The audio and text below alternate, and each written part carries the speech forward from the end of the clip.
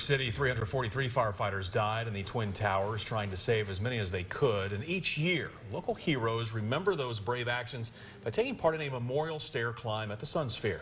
Tonight, WATE 6 on your side reporter Gabriella Pagan experiencing the emotional tribute alongside Rural Metro.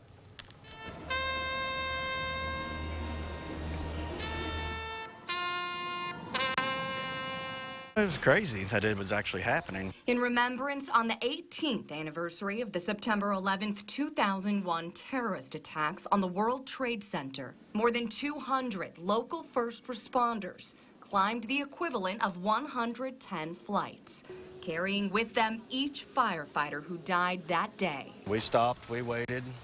We had some that, we always make sure we're all taken care of. Even if it's people we don't know. That team effort echoing the brotherhood of men and women who did the same after each of the towers was hit and then fell.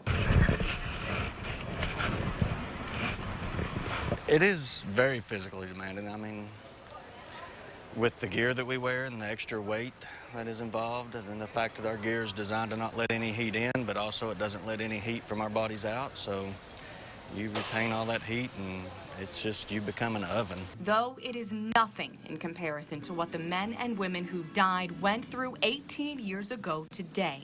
It was a small glimpse into the world of what the 343 FDNY firefighters went through as they worked tirelessly to bring down people from what were the tallest buildings in the world, making sure the generation that has grown up since then knows what came before them.